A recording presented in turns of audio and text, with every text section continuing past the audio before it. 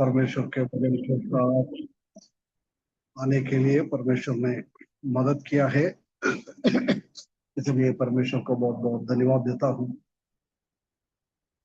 पिछले कई हफ्तों से हम फिलाडेल्फिया का कलीसिया का मैसेज सुन रहा है, सीख कर आ रहा है। उसी का 9वें पद से लेकर 7वें पद से लेकर हम उसी का 9वें पद तक फिलाडेल्फिया का कलीसिया क्या है और फिलाडेल्फिया कलीसिया से बात करने वाला कौन है, प्रभु यीशु मसीह के बारे में, और वो कलीसिया का भलाई के बारे में हमने देखा है। आज हम उसका 10वें पद की ओर आए। 10वें पद में ऐसा लिखा है, प्रकाशित वाक्य 3रा अध्याय उसका 10वें पद। तूने तूने मेरे तूने मेरे धीरज के वचन को थामा है, इसलिए मैं भी तुझे परीक्षा के उस समय बचा रखूंगा जो पृथ्वी पर रहने वालों के परखने के लिए सारे संसार पर आने वाला है। ये कलीसिया के ऊपर वायदे के ऊपर वायदा है। इतना प्रोमिस प्रभु दे रहा है, कितना भलाई भलाई बातें इनसे बात कर रहा है। पिछले दिनों में हमने देखा था कि वो कमजोर लोग थे, परंतु परमेश्वर में आत्मिकता में बहुत शक्तिशाली लोग थे। परमेश्वर का वचन को पकड़ के रखा है, प्रभु यीशु मसीह का नाम को ऊंचा करने वाला लोग है। उसी के चारों ओर माहौल बहुत खराब था।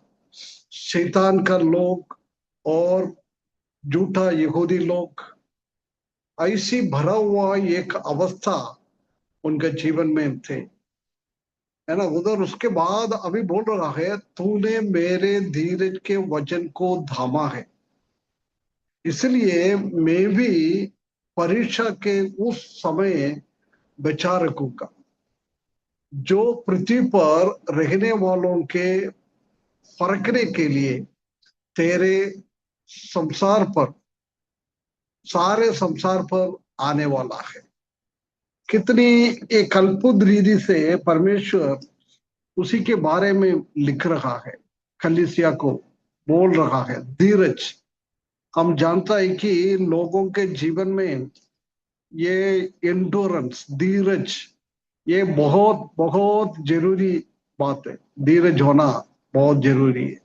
विश्वास और धीरज, ये दोनों एक विश्वासियों के जीवन में सबसे बहुमूल्य दो चीज है। सबसे पहला है हमारा विश्वास। विश्वास के द्वारा हमारा मसीह की जीवन चालू होता है। जब हमने विश्वास करता है, जब हमारे जीवन में परेशानी परेशानी परेशानी इस दुनिया की ओर से आ जाता है, शैतान की ओर से हमारे ऊपर परेशानी आ जाता है, वो परेशानी के टाइम हमको धीरज के साथ सहते हुए, कुछ भी हो, मैं प्रभु के लिए सह रहा है, मैं उसी के विरुद्ध में कुछ भी नहीं बोलूंगा, ऐसी एक निर्णय से विश्वास जीवन को आगे बढ़ाता है, उसी को बोलता है धीरज। आजकल हम जानता है कि मनुष्यों में और विश्वासी लोगों में भी ये धीरज का बहुत कमी है, बहुत कमी। परंतु इधर बोल रहा है, इन लोग ने मेरा वचन के द्वारा धीरज बनाया है। यदि हम विश्वास के बाद आत्मिकता में हम आगे बढ़ता है, जब हमको प्रभु में आगे बढ़ना है, तो परमेश्वर का वचन सीखना पढ़ना ये बहुत अनिवार्य है। जब हम परमेश्वर का वचन पढ़ता है, परमेश्वर का वचन पढ़ता है, जब उसी में ध्यान देता है, जब हम धीरज वाला बन जाता है। यदि हम विश्वास किया है, परमेश्वर का वचन में हम ध्यान नहीं देते, हमारे जीवन में हम आत्मिकता में आगे नहीं नहीं बढ़ पाता है, हम परमेश्वर का वचन में हम आगे नहीं बढ़ पाता है। परंतु ये कलीसिया हम देख सकता है कि वो परमेश्वर का वचन में आगे बढ़ने वाला, धीरज रखने वाला है ना। 8वें पद में भी हमने वही देखा था परमेश्वर का वचन के बारे में। 8वें पद एक बार और पढ़ना ब्रदर। और मैं तेरे कामों को जानता हूँ। देख, मैंने तेरे सामने एक द्वार खोल रखा है, जिसे कोई बंद नहीं कर सकता, कि तेरी सामर्थ थोड़ी सी है, और तूने मेरे वचन का पालन किया है और मेरे हाँ नियम बस, नहीं करना। तुमने मेरा वचन का पालन किया है। जिसने वचन पढ़ता है, उसी का पालन करता है, वही लोग ही विश्वास जीवन में कोई भी परेशानी आए, कोई भी तूफान आ जाए, कोई भी हमारे विरुद्ध में बोले, कोई भी हमको झूठा साबित करने के लिए कोशिश करे, कुछ भी करे, हम यदि हमारा हृदय सही है तो, हमारा जीवन आत्मिक जीवन में कोई कपट है नहीं है तो, हम वो धीरज के साथ हम वो सहन कर पाता है। यदि हमारा जीवन में कोई गड़बड़ियां है, आत्मिक स्थिति से हम आगे नहीं बढ़ रहा है, जब हमारे विरुद्ध में कोई कुछ बोले, जल्दी हमारा धीरज को हम खो जाता है। परंतु इधर हम देख सकता है कि परमेश्वर का वचन क्या किया है, धीरज के साथ थामे रखा है। यदि परमेश्वर का वचन को हमको आगे बढ़ाना है, परमेश्वर का वचन को थामे रखना, परमेश्वर का वचन को थामे रखना मतलब परमेश्वर के वचन के हिसाब से हमको जीना है। इस दुनिया में हमारा जीवन बिताने के लिए एक ही स्टैंडर्ड है, वो परमेश्वर का वचन है। परमेश्वर के वचन में हमको क्या क्या करना है, सब परमेश्वर का वचन में लिखा हुआ है। हम जानता है कि फिलाडेल्फिया का कलीसिया के बारे में, शक्तिहीन लोग है, शक्ति बिल्कुल कम है, परंतु उनके जीवन में बहुत सारा परीक्षा आया, बहुत सारा समस्या आया, यहूदी लोग उनके विरुद्ध में आया, शैतान का कलीसिया से कई लोग उनके विरुद्ध में आया, परंतु उसी के बीच में भी कितना शक्ति है, उसमें कमजोर शक्ति है, वो शक्ति में वो लोग आगे बढ़ा है ना। इसलिए परमेश्वर का वचन वो धीरज के साथ धामे रखने के लिए शक्ति उनको मिल गया है। हम जानता है कि प्रभु यीशु मसीह ने भी इसी बात को यूहन्ना का प्रकाशन दे रहा है। उसी टाइम प्रभु यीशु मसीह ने भी इसी बात को यूहन्ना के बारे में बोल रहा है। पगला अध्याय का 9वें पद पढ़ना ब्रदर। वही प्रकाशवा की योजना। हाँ नहीं, प्रकाशित वाक्य। और मैं मैं यूहन्ना, जो परमेश्वर, जो तुम्हारा भाई और यीशु के क्लेश और राज्य और धीरज में तुम्हारा सहभागी हूँ, परमेश्वर के वचन और यीशु की गवाही के कारण है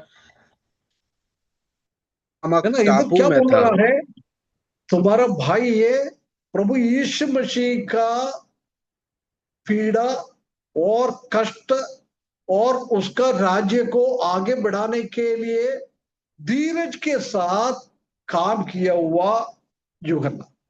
हम जानता है कि यूहन्ना के बारे में हमने स्टार्टिंग में भी देखा था कि यूहन्ना ऐसी एक व्यक्ति है, बहुत उम्र तक इस दुनिया में रहने वाला।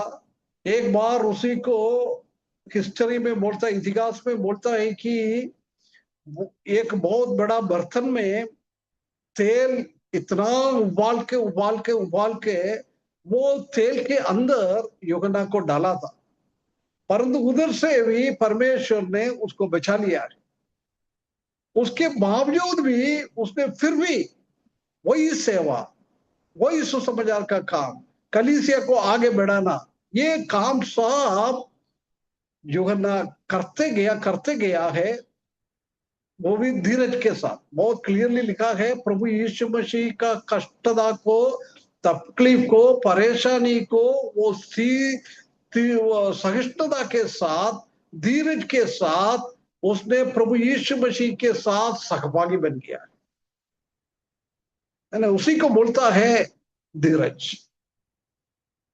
दुनिया में कुछ भी हमारे विरुद्ध में आ जाए,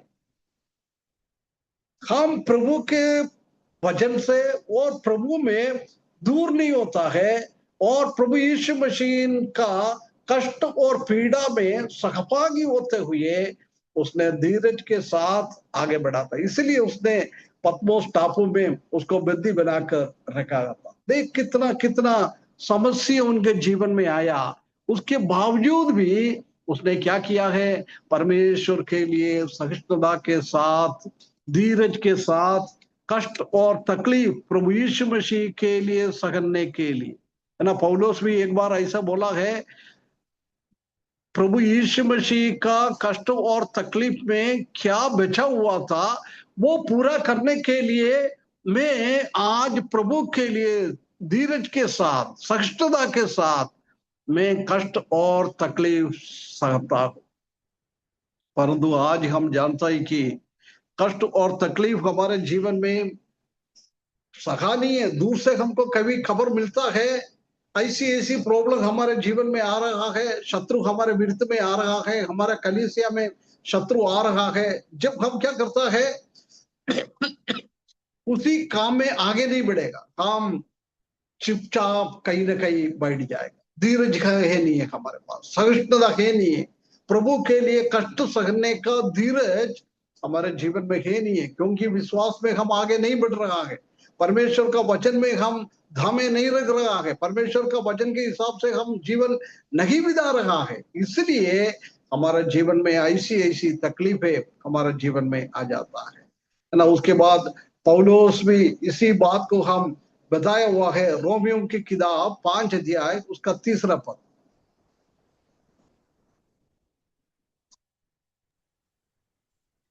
कौन सा अंकल? रोमियो 5 का 3। केवल यही नहीं, वरन हम क्लेशों में भी घमंड करें, यही जानकर कि क्लेश से धीरज, आगे। और धीरज से खरा निकलना, और खरे निकलने से आशा उत्पन्न होती है, और आशा से लज्जा नहीं होती, क्योंकि पवित्र आत्मा जो हमें दिया गया है उसके द्वारा परमेश्वर का प्रेम हमारे मन में डाला गया है। क्योंकि जब हम निर्बल बस ही बस थे। बस बस, ठीक है ना। इधर हम देख सकता है कि प्रभु यीशु मसीह का नाम से पीड़ा सहने के लिए तत्पर है वो, है ना। विश्वास के द्वारा हमको जस्टिफिकेशन, धार्मिकता हमारे जीवन में मिल गया है, हमको धर्मी बनाया जब हमने विश्वास किया है।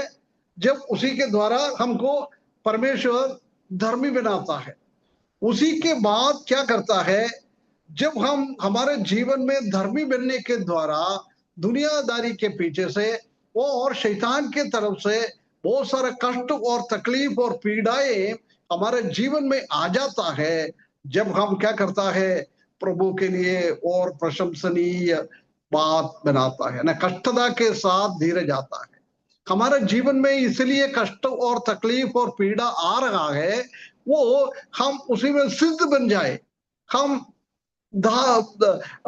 धीरज रखकर हम आगे बढ़े, ये परमेश्वर हमसे चाहता है। परंतु हम क्या करता है, कोई क्लेश और परेशानी हमारे जीवन में आ जाता है, तुरंत हम प्रार्थना करता है, झुंड बनकर प्रार्थना करता है, उपवास करता है, वो पीड़ा और तकलीफ और परेशानी हमारे बीच में से हटने के लिए। यदि वो पीड़ा और तकलीफ और परेशानी हमारे जीवन में अट गया है, हम कभी भी सिद्ध नहीं बन सकता है, कभी भी धीरज हमारे जीवन में नहीं आता है ना। जब तक हमारे साथ धीरज और सिद्धता हमारे जीवन में, परिपूर्णता हमारे जीवन में नहीं है, आत्मिक नीति से हम परियुक्त नहीं होता है, पवित्र नहीं होता है, जब तक हमारे जीवन में कभी भी आशा की बात, प्रभु यीशु मसीह के आने का बात, प्रभु यीशु मसीह के ऐसी बातों को हम कभी भी हम याद भी नहीं कर सकता है ना। यदि हम ये बात हमारे जीवन में है तो हम क्या करेगा,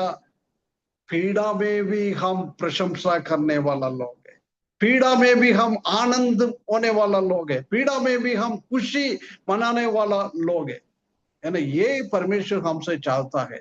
ये फिलाडेल्फिया का कलीसिया का जीवन में ये सहिष्णुता और ये धीरज उनके जीवन में बहुत बहुत बड़ा था। प्रभु यीशु मसीह ने उनको जीवन को देखकर उसी बात को वो बता रहा है ना। प्रभु यीशु मसीह के बारे में भी हम देख सकता है कि धीरज के साथ उसने कष्ट और तकलीफ परेशानी अपने जीवन में सहा है। इब्रानियों की किताब 5 अध्याय उसका 8 और 9 पद।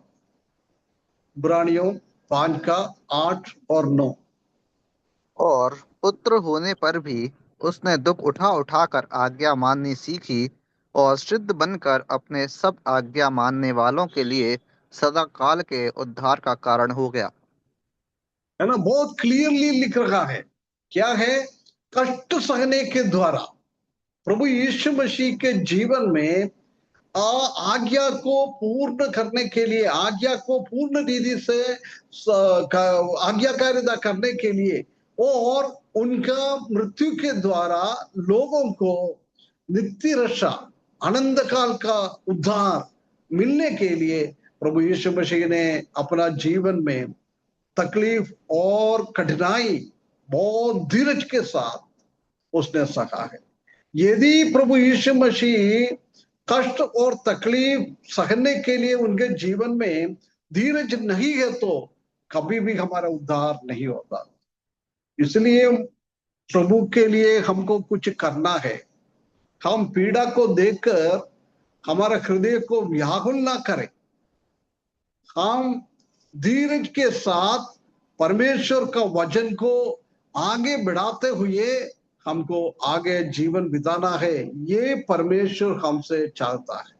प्रभु यीशु मसीह उसी के लिए एक अच्छा एक दृष्टांत है, एक अच्छा एक नमूनादायक है हमारे लिए।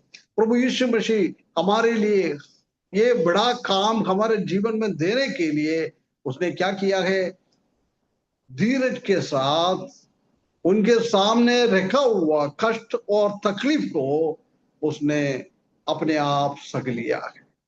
उसी के द्वारा इस पूरा दुनिया से एक बहुत बड़ा एक झुंड को परमेश्वर के लिए तैयार करने के लिए, अपना राज्य के लिए तैयार करने के लिए बहुत बड़ा काम में आया है।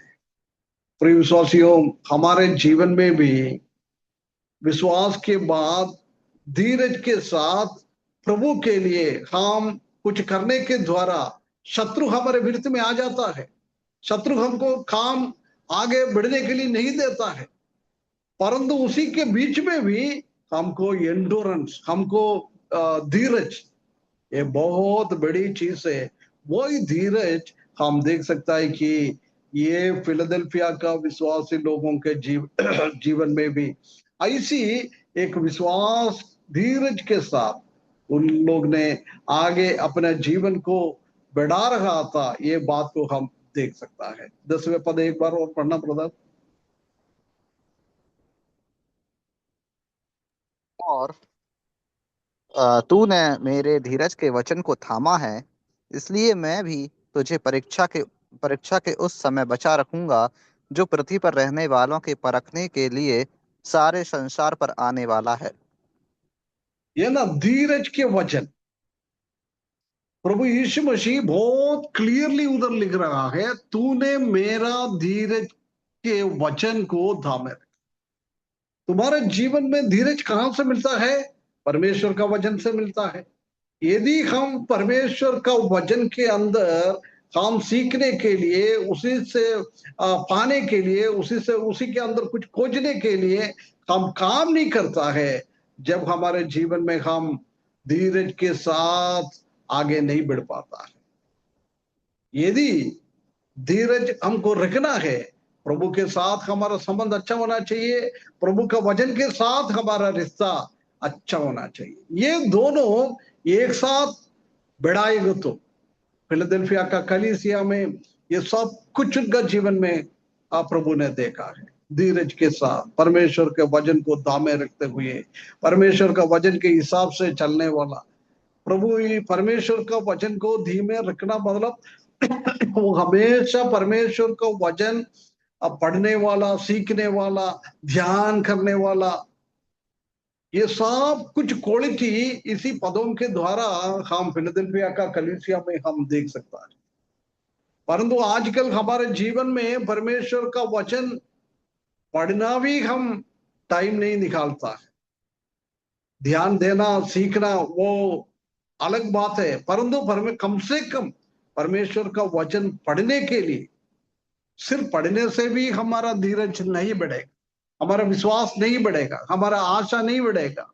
हमको परमेश्वर का वचन के अंदर जाना पड़ेगा। जब बोल रहा है तुम ऐसी करेगा तो मैं क्या करूंगा तुमको, इसलिए मैं भी तुझे परीक्षा के समय बचा रखूंगा। यदि तुम मेरा वचन के हिसाब से धीरज के साथ आगे जीवन बढ़ाएगा, जब प्रभु यीशु मसीह बोल रहा है मैं भी तुमको बचा के रखूंगा। कहां से?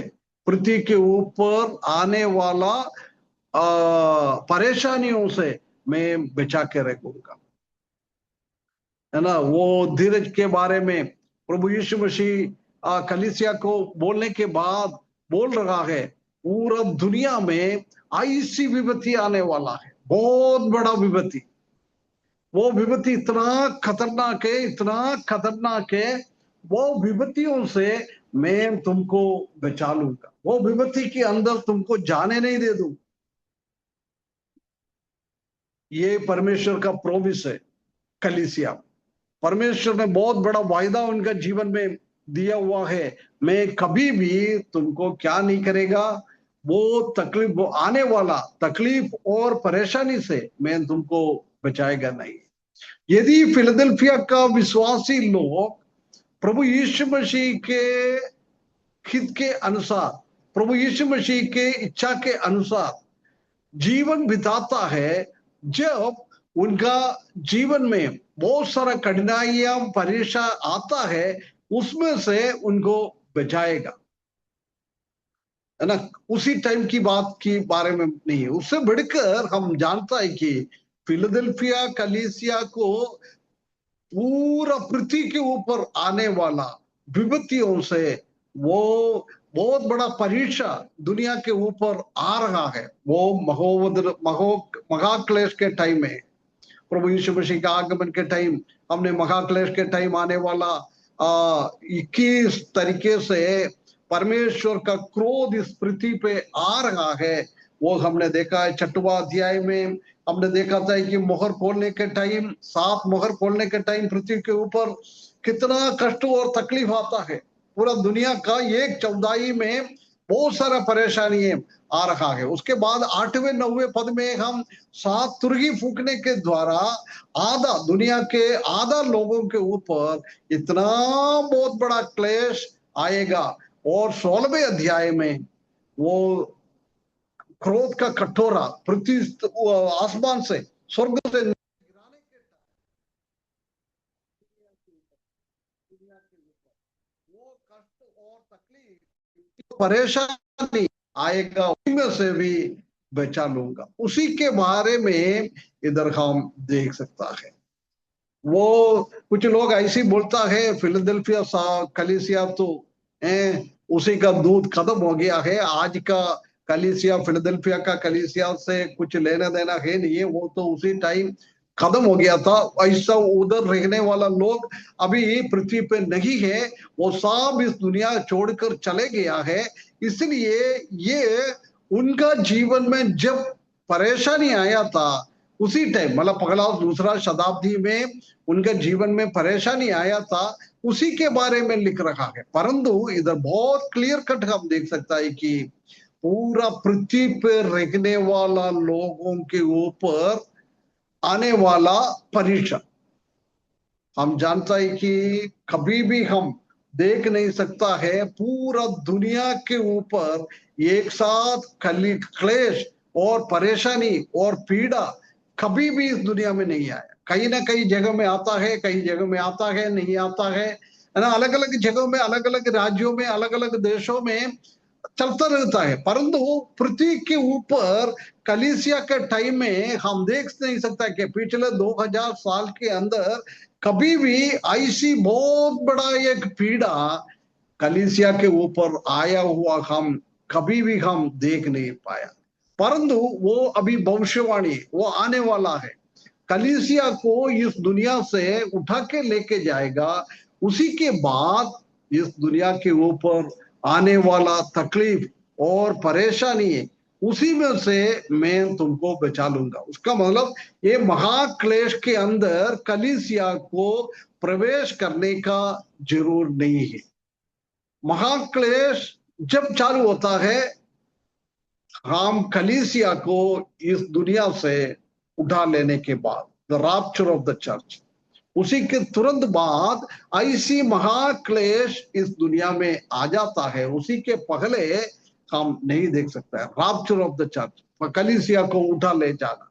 प्रभु यीशु मसीह बादलों तक आ जाएंगे, उसके तुरंत बाद हम इस पृथ्वी से मरे हुए लोग, प्रभु में सोया हुआ लोग, वो पहले जी उठेंगे।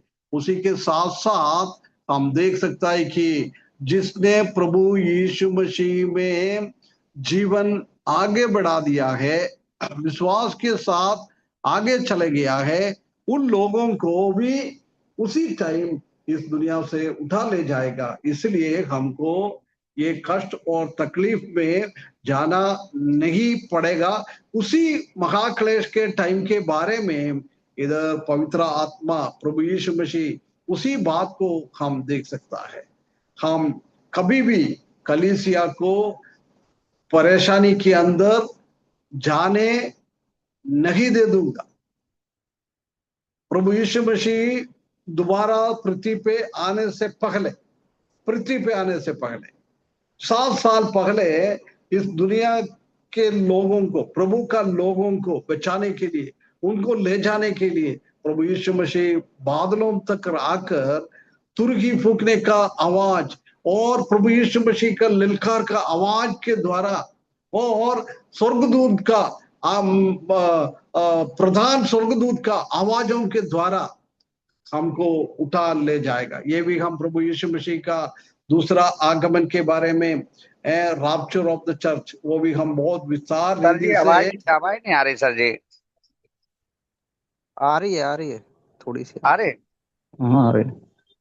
विस्तार, अरे हाँ आ रहा है अंकल। विस्तार रीति से हम सीखा हुआ था,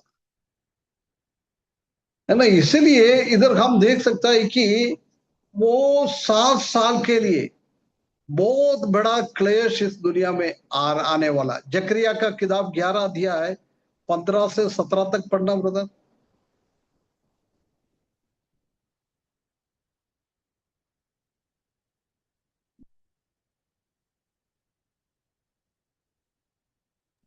और आ, तब यहोवा ने मुझसे कहा, अब तू मूढ़ चरवाहे के हथियार ले ले, क्योंकि मैं इस देश में एक ऐसा चरवाहा ठहरूंगा जो खोई हुई को ना ढूंढेगा, ना तितर बितर को इकट्ठी करेगा, ना घायलों को चंगा करेगा, ना जो भली चंगी है उनका पालन पोषण करेगा, वरन मूर्तियों का मांस खाएगा और उनके खुरों को फाड़ डालेगा। हाय उस निकम्मे चरवाहा पर जो भेड़ बकरियों को छोड़ जाता है। उसकी बाँह और दाहिनी आँख दोनों पर तलवार लगेगी, तब उसकी बाँह सूख जाएगी और उसकी दाहिनी आँख फूट जाएगी। है ना, ये मसीह विरोधी के बारे में भविष्यवाणी दे रखा है जकरिया, है ना। हम ये बात ये 7 साल में इस दुनिया में होना है। मसीह विरोधी के बारे में भी हमने देखा है, ग्रेट ट्रिबुलेशन पीरियड, महाक्लेश का टाइम, ये सब हमने देखा था। एक ही 7 साल का बात है, उसमें से पगला 3.5 साल थोड़ा ठीक रहेगा, आखिरी वाला 3.5 साल बहुत खतरनाक रीति से इस दुनिया के ऊपर आने वाला महाक्लेश के बारे में हम प्रकाशित वाक्य और दानियल की किताब में हम देख सकता है। प्रकाशित वाक्य 11 अध्याय इसका दूसरा पद पढ़ना ब्रदर। और मंदिर के बाहर का आंगन छोड़ दे, उस मत नाप, क्योंकि यह अन्य जातियों को दिया गया है और वे पवित्र नगर को 42 महीने तक रौंदेंगे। है ना, 42 महीना मतलब 3.5 साल, आखिरी वाला 3.5 साल ये मसीही विरोधी इस दुनिया को और दुनिया में रहने वाला लोगों के ऊपर बहुत खतरनाक रीति से तकलीफ और परेशानी देने वाला 12 का 6।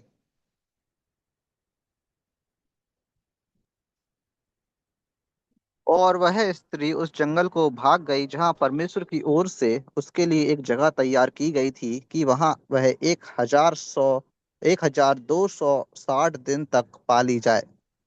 है ना, एक पगले में हमने देखा है 42 महीना, 42 महीना मतलब 3.5 साल।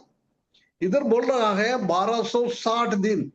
यहूदी कैलेंडर के हिसाब से हर एक महीने में 30 दिन ही होता है। हमारा इंडियन अभी इंग्लिश का कैलेंडर के हिसाब से कई महीने में 31 भी, 30, कई दिन में 28, कई बार 29, ऐसी ऐसी आता है। परंतु इसराइलियों के कैलेंडर में एक एक महीना 30 दिन का महीना होता है ना, इसलिए 1260 डिवाइडेड बाय 30, उसी में भी हम देख सकता है कि 42 महीना और 3.5 साल के लिए बहुत बड़ा क्लेश इस दुनिया में आ रहा है। उसी टाइम इसराइली लोगों को कैसे परमेश्वर बचाएगा। 12वें अध्याय में भी हमने देखा था कि शैतान कैसे इसराइली लोगों के विरुद्ध में खड़े हो जाता है जब परमेश्वर ने उनको 3.5 साल बचाने की बात कर रहे हैं। 12 का 15 और पढ़ना ब्रदर। और सांप ने उस स्त्री के पीछे अपने मुंह से नदी की नाई पानी बहाया कि उसे इस नदी से बहा दे। है ना, ये तकलीफ है उनके जीवन में आ रहा है, उसी में से वो बचा रहा है। उसके बाद दानियल का 7 का 25।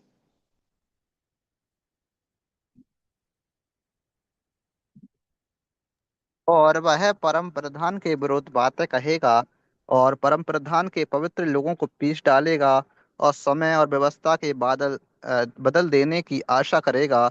वरन 3.5 साल 3 काल तक वे सब उसके वश में कर दिए जाएंगे। है ना, आधा काल और 3 काल, 3.5 साल। 3.5 साल में बहुत बड़ा क्रोध इसराइली लोगों के ऊपर, इस दुनिया के ऊपर आ रहा है। वो दानियल को भी भविष्यवाणी में प्रभु यीशु मसीह ने दिया है। 9 का 27 दानियल की।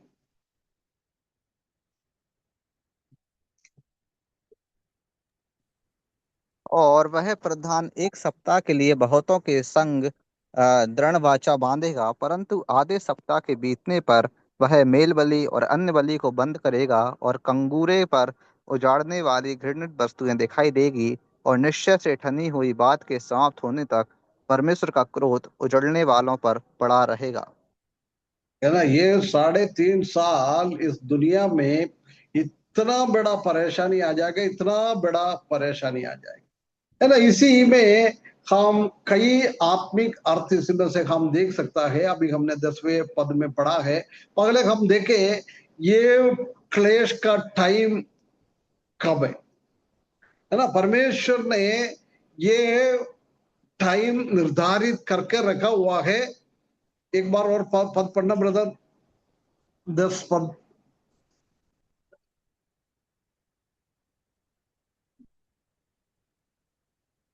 और तूने मेरे धीरज के वचन को थामा है, इसलिए मैं भी तुझे परीक्षा के उस समय बचा रखूंगा जो पृथ्वी पर रहने वालों के परखने के लिए है सारे ना, देखो संसार। उधर समय के बारे में लिखा है, परीक्षा का उस समय, the hour of the trial. है ना, ये टाइम परमेश्वर ने पीड़ा के लिए निर्धारित करके रखा हुआ है। वो हमने 6वें अध्याय से लेकर 19 अध्याय तक इस दुनिया में आने वाला क्लेश के बारे में, ये हमने प्रभु यीशु मसीह का दोबारा आगमन के टाइम ये सब हमने देखा था।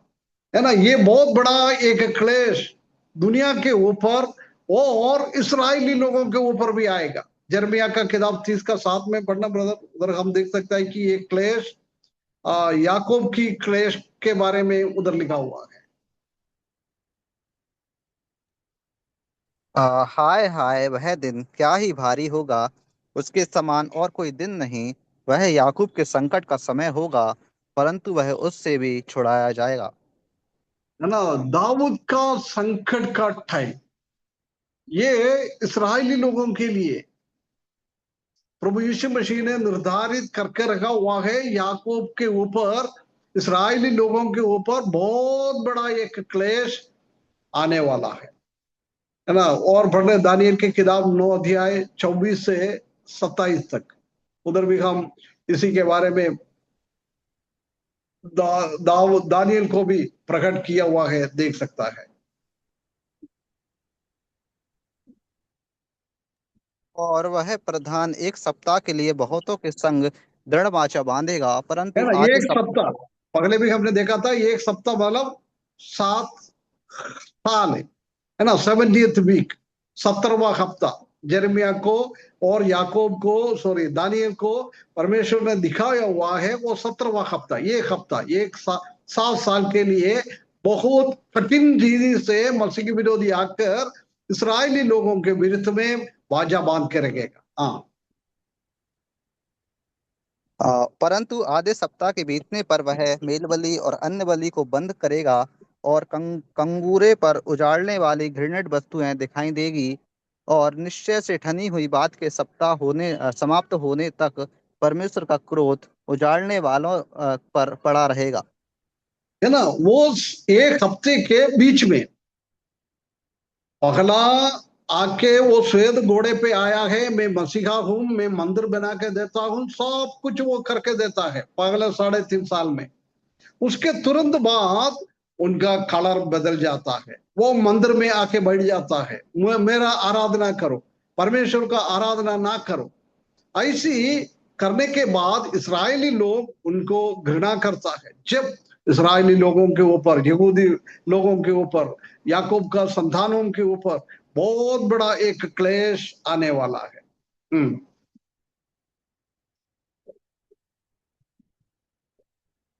आगे ब्रदर। आ, और कंगूरे पर उजाड़ने वाली घृणित वस्तुएं दिखाई देगी, और निश्चय से ठनी हुई बात के समाप्त होने तक परमेश्वर का क्रोध उजाड़ने वाले पर पड़ा रहेगा। 27 तक हो गया, जी। है ना। इधर भी हम देख सकता है कि क्या क्या आखिरी टाइम में क्या हो रहा है, उसी के बारे में। प्रभु यीशु मसीह भी इस दुनिया में था, जब प्रभु यीशु मसीह ने भी ये आने वाला क्लेश के बारे में लिखा हुआ है, मत्ती सुसमाचार 24 अध्याय उसका 21 पद में।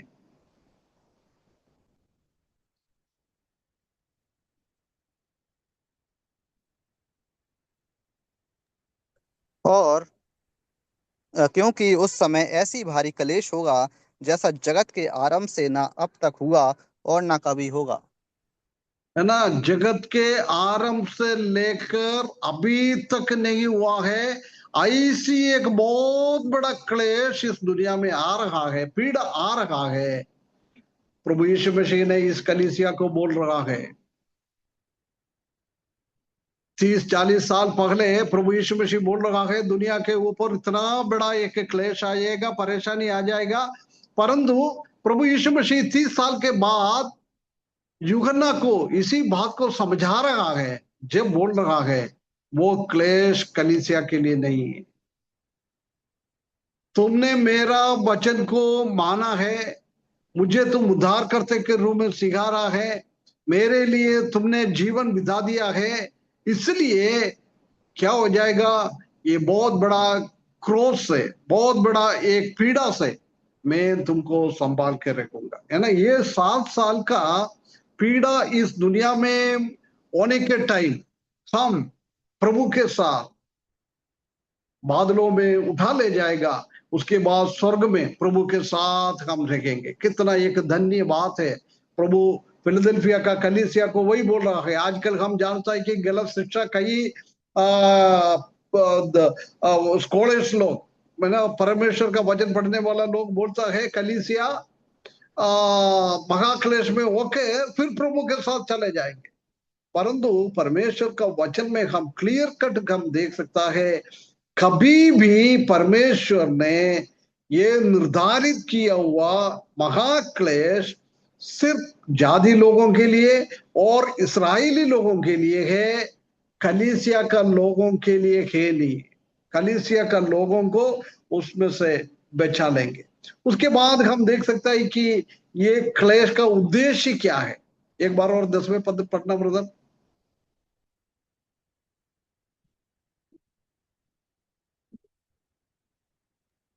और तूने मेरे धीरज के वचन को थामा है, इसलिए मैं भी तुझे परीक्षा के उस समय बचा रखूंगा जो है ना, पृथ्वी पर परीक्षा के उस समय, है ना, ये पीड़ा का उद्देश्य यही है कि उस दुनिया का लोगों को परीक्षा करना है। उसका विश्वास क्या है, उसी का विचार क्या है, वही बात को परखने के लिए परमेश्वर ये बाधाएं, ये पीड़ाएं उन लोगों के ऊपर देता है। क्योंकि ये पीड़ा सहते हुए भी कुछ लोग प्रभु में आए, प्रभु को अंगीकार किए। कई लोग प्रभु को अंगीकार करता है, अनगिनत लोग प्रभु यीशु मसीह को वो 7 साल के अंदर अंगीकार करता है। उन लोगों को मसीह विरोधी लोगों ने मार डालेगा, उनका आत्मा स्वर्ग में ऑलरेडी पहुंच जाएगा। 7 अध्याय में, प्रकाशित वाक्य 7वें अध्याय में उसी बात को हम देख सकता है ना। ये परीक्षा इसलिए दे रहा है कि तुम मन फिराने के लिए, है ना, ये परीक्षा इसलिए है कि तुम परमेश्वर की ओर आने के लिए। सिर्फ वही उद्देश्य के साथ ये पूरा पृथ्वी के ऊपर ये समस्या, ये परीक्षा, ये क्लेश, ये पीड़ा लेके आ जाता है। यदि प्रभु यीशु मसीह का बातों को वो लोग नहीं सह रहा है, नहीं मान रहा है, मसीह की विरोधी के पीछे चले जाता है, ऐसी लोगों को परमेश्वर का बहुत बड़ा ये क्रोध का दिन है। हम जानता है कि इस्राएली लोगों के बीच में प्रभु यीशु मसीह आया था, परंतु इस्राएली लोग ने उसको माना नहीं है, उसको स्वीकार नहीं किया है, उसको क्रूस पर चढ़ा दिया है। उसी का क्रोध उन लोगों के और उन लोगों के बच्चे के ऊपर आ गया है ना। परंतु ऐसी लोग, उसके बाद अभी कलीसिया का टाइम चल रहा है, अभी भी यहूदी लोग प्रभु यीशु मसीह को अपना मसीहा के रूप में अभी भी नहीं सिखा रखा है।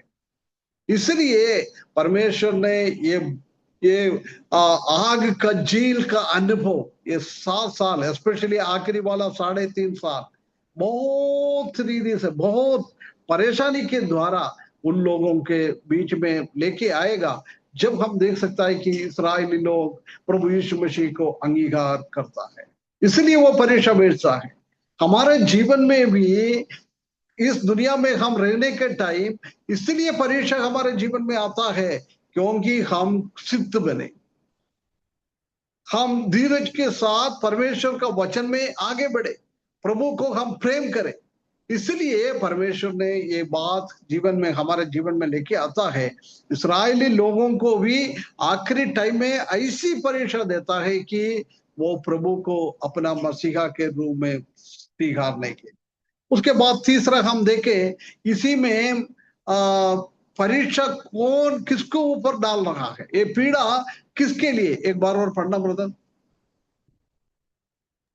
तूने मेरे धीरज के वचन को थामा है, इसलिए मैं भी तुझे परीक्षा के उस समय बचा रखूंगा जो पृथ्वी पर रहने वालों के परखने के लिए सारे संसार पर आने वाला है ना, किसको फरकना है, पृथ्वी के ऊपर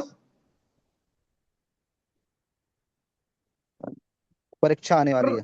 रहने वाला, है ना, पृथ्वी के ऊपर रहने वाला लोगों के ऊपर ये परीक्षा आ जाता है। हम जानता है कि प्रकाशित वाक्य में बार बार हम देख सकता है कि इस पृथ्वी के ऊपर रहने वाला लोग है वो अविश्वासी लोग है, विश्वासी लोग नहीं है। विश्वासी लोग ऑलरेडी स्वर्ग में चले गया है, अभी विश्वासी लोग कोई है नहीं है, सब अविश्वासी लोग है। जल्दी जल्दी थोड़ा पढ़ ले ब्रदर, 6 का 10। और उन्होंने बड़े शब्द से पुकार कर कहा, हे स्वामी, हे पवित्र, हे सत्य, तू कब तक न्याय ना करेगा और पृथ्वी के रहने वालों से हमारे लहू का पलटा कब तक ना लेगा। है ना, पृथ्वी के रहने वाला हमारा लहू के बदला क्यों नहीं ले लेगा। ये पृथ्वी का लिखने वाला लोग विश्वासी लोग नहीं है, अविश्वासी लोग है, महाक्लेश के टाइम। उसके बाद 8 का 13।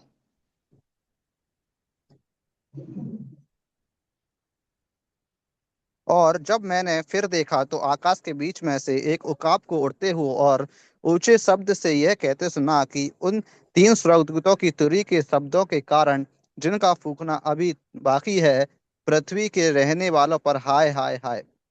है ना, पृथ्वी के रहने वालों के ऊपर हाय हाय हाय। वो भी अविश्वासी लोग, विश्वासी लोगों के ऊपर कभी भी पीड़ा नहीं आएगा, उसमें से बचाएगा। ये पृथ्वी पे रहने वाला लोग अविश्वासी लोग है, 11 का 10।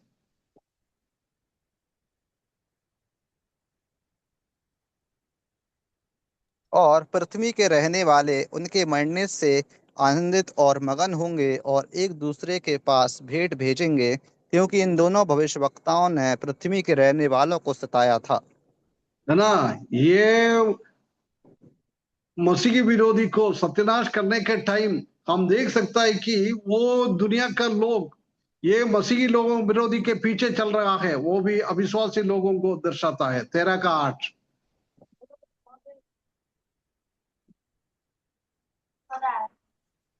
और पृथ्वी के पृथ्वी वे को सब रहने वाले जिनके नाम उस मेमने की जीवन की पुस्तक में लिखे नहीं गए, जो जगत है की ना, उत्पत्ति पृथ्वी के के समय। रहने वाला लोग है, कौन है? मेमने के जीवन के किताब में नाम नहीं लिखा है, उसका मतलब अविश्वासी लोग है ना। उसके बाद 13 का 12। और उस समय और यह उस पहले पशु का सारा अधिकार उसके सामने काम में आता लाता था, और पृथ्वी और उसके रहने वालों से उस पहले पशु की जिसका प्राण घातक घाव अच्छा हो गया था पूजा करवा कराता था। है ना, पृथ्वी के लोगों को पूजा करवाने के लिए, मसीह के विरोधी के लिए आराधना करने के लिए तैयार कर रहा है। कभी भी ये विश्वासी लोग नहीं है, उसी में सिर्फ अविश्वासी लोग है। 14। और उन चिन्हों के कारण जिन्हें उस पशु के सामने दिखाने का अधिकार उसे दिया गया था, वह पृथ्वी के रहने वालों को इस प्रकार भरमाता था कि है ना, पृथ्वी के पृथ्वी के रहने। रहने वालों लोगों को झूठा भविष्य दिखता भरमाता था, प्रभु से दूर करने के लिए, मसीह विरोधी के पीछे चलने के लिए। 14 का 6।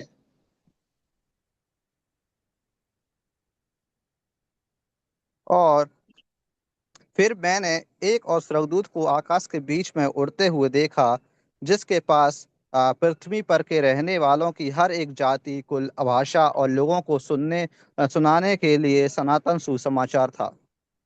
है ना, इस दुनिया में रहने वाला लोग, अविश्वासी लोग, एक स्वर्गदूत को आखिरी टाइम में परमेश्वर ने सुसमाचार सुनाने का अधिकार देता है इस दुनिया में रहने वाला अविश्वासी लोगों को। हम जानता है कि ये 7 साल के अंदर सबसे बड़ा, सबसे ज्यादा सुसमाचार का काम ये 7 साल में होता है। इसी 7 साल में सबसे ज्यादा लोग प्रभु में आता है। 7वें अध्याय में हम देख सकता है कि 1,44,000 यहूदी लोगों को 4 लाख के उसी को सुसमाचार सुनाने के लिए परमेश्वर ने काम दिया है।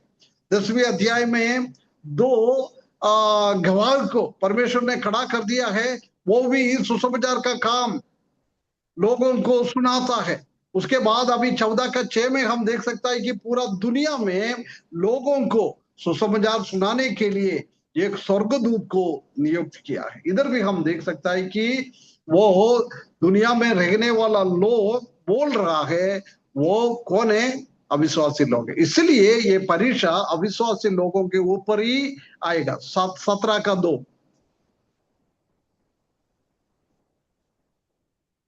जिसके साथ पृथ्वी के राजाओं ने व्यभिचार किया, और पृथ्वी के रहने वाले उसके व्यभिचार की मदिरा से मतवाले हो गए थे। है ना, भ्रष्ट, ये मसीह विरोधी का काम है। उसने ये काम कर रहा है, वो पूरा दुनिया का लोग भी प्रभु यीशु मसीह को छोड़ने का, व्यभिचार का काम किया है। 8वें पद।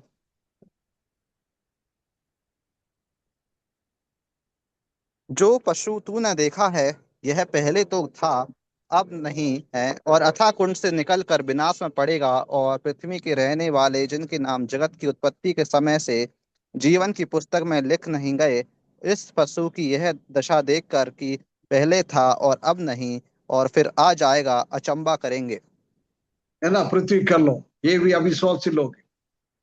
ये मसीह विरोधी की बातों को देखकर वो बहुत अचंभित होता है, उसी के पीछे चलने वाला लोग है।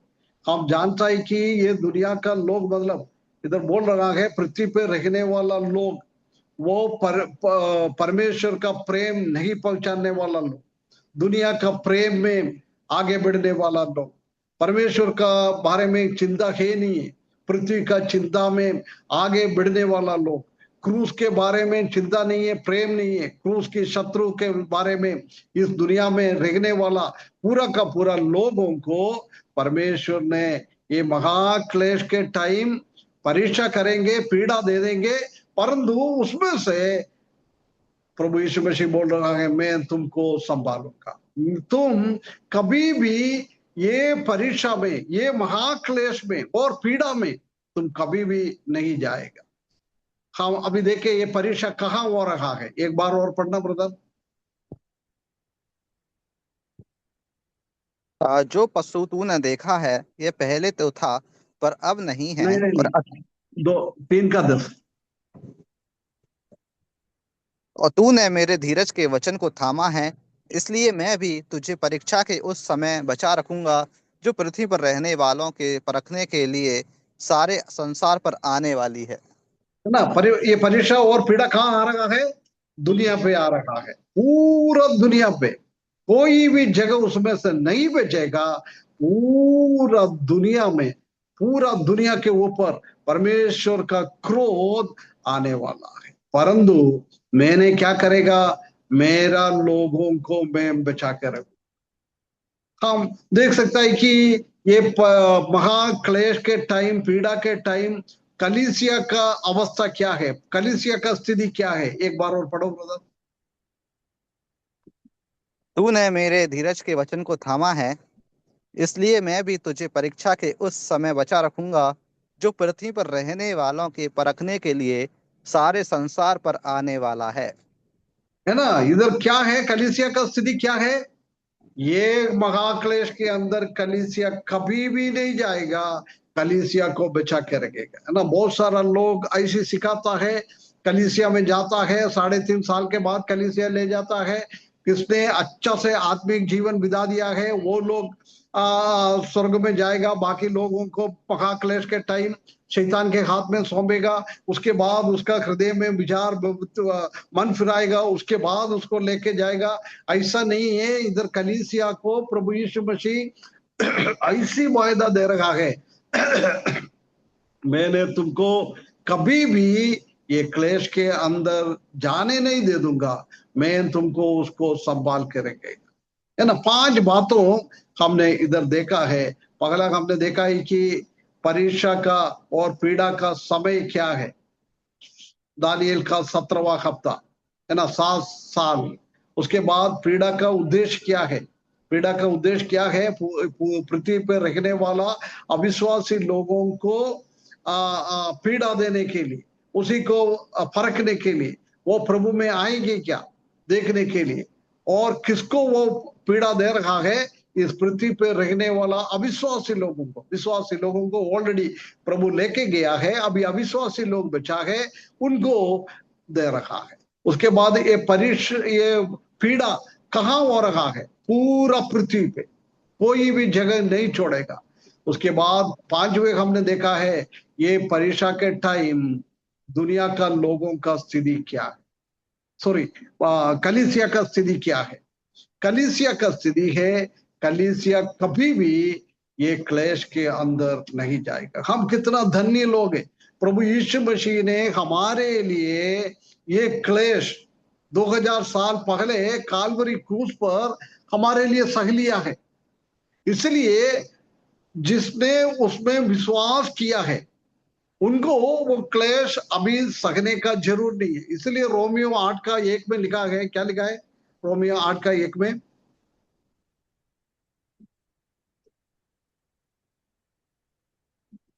है। सो अब जो मसीह यीशु में है उन पर दंड की आज्ञा नहीं, क्योंकि वे है शरीर ना, के अनुसार। जो कोई प्रभु यीशु मसीह में, उसी को दंड का आज्ञा है नहीं है।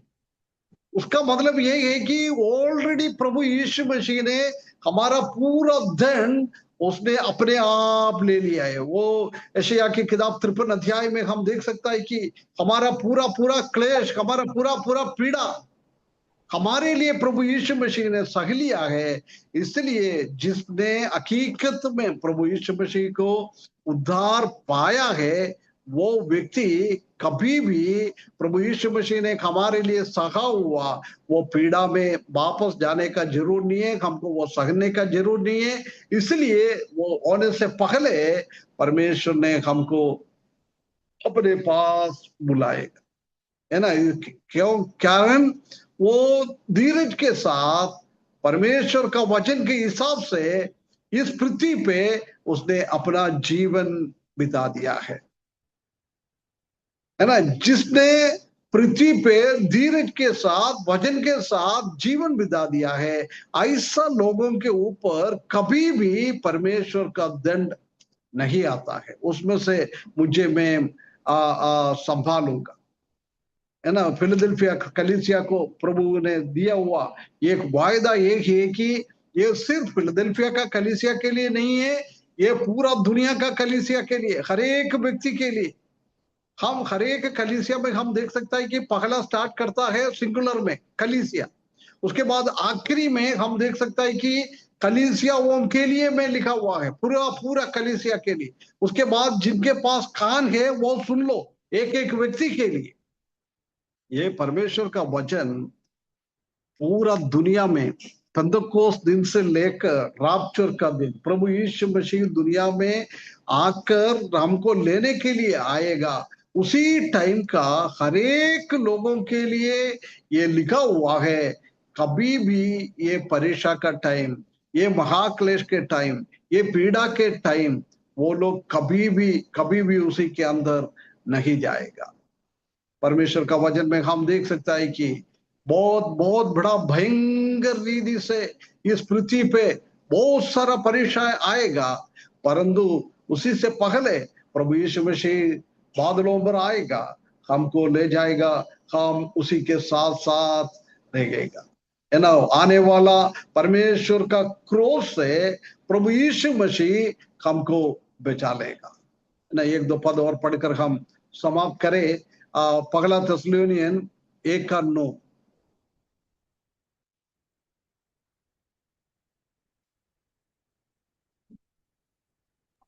और क्योंकि वे आप ही हमारे विषय में बताते हैं कि तुम्हारे पास हमारा आना कैसा हुआ और तुम कैसे मूर्तों से परमेश्वर की ओर फिरे ताकि जीवते और सच्चे परमेश्वर की सेवा करो। ना एक पहला थिस्सलुनीयन 1:9। जी। यह जानकर कि व्यवस्था धर्मी जन के लिए नहीं पर अधर्मियों, निरंकुशों, भक्तिहीनों, पापियों, अपवित्रों और अशुद्धों, माँ बाप के घात करने वालों, हत्यारों, है ना, इन लोगों के पीड़ा आ रहा है। विश्वासी लोगों के लिए नहीं है, अविश्वासी लोगों के लिए, पाप करने वाले लोगों के ऊपर। और 5:9 उसी उसी किताब का। उसी विधवा का नाम लिखा जाए जो 60 वर्ष से कम की ना हो और एक ही पति की पत्नी रही हो। पहला थिस्सलुनीयन 5:9। पहला थिस्सलुनियोस।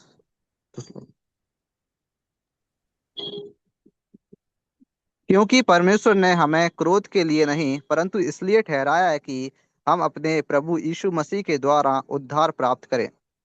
है ना, हमारे क्रोध के लिए नहीं बुलाया है। पहले हम क्रोध में थे, क्रोध में से शांति के द्वारा शांति में हमको बुला के लेके आया। इसलिए अभी हमारे पास क्रोध नहीं है, क्रोध के लिए नहीं है, क्रोध में से हमको बुलाया, क्रोध में से हमको बुलाया, बचा लिया। वो हमारा क्रोध प्रभु यीशु मसीह ने काल्वरी क्रूस पर अपने ऊपर ले लिया है। इसलिए परमेश्वर का क्रोध से अभी हम बचा हुआ है। कभी भी हम ये महाक्लेश के टाइम उसी के अंदर कलीसिया नहीं जाएगा। उसी का एक पक्का वायदा है। फिलाडेल्फिया कलीसिया से प्रभु यीशु मसीह बात कर रहा है। इससे बड़ा वायदा हमारे लिए भी, ये हमारे लिए भी है, हर एक कलीसिया के लिए। आज इस दुनिया में रहने वाला कलीसिया को भी प्रभु यीशु मसीह बोल रहा है, जिसने उद्धार पाया है, कलीसिया का सदस्य बन गया है, मेमने की किताब में किसका नाम लिखा है, वो कलीसिया का सदस्य है, उनके ऊपर कभी भी परमेश्वर का दंड और क्रोध नहीं आएगा। हम उसमें से बचा हुआ लोग हैं। फिलाडेल्फिया का कलीसिया को वही वायदा किया है। आज हमारा भी कलीसिया के लिए कौन सी स्थानीय कलीसिया में हम अभी बैठ रहा है, हम आराधना कर रहा है, हम जी रहा है, वो कलीसिया के लिए भी परमेश्वर का बहुत बड़ा वायदा है। आने वाला पृथ्वी के ऊपर, पूरा पृथ्वी के ऊपर आने वाला वो क्लेश से, वो पीड़ा से, वो परेशानी से मैं कलीसिया को बचा लूंगा। कितना बड़ा हमारा परमेश्वर है। एक बार और वो पद को हम पढ़कर समाप्त करें। प्रकाशित वाक्य 3 अध्याय का 10वें पद।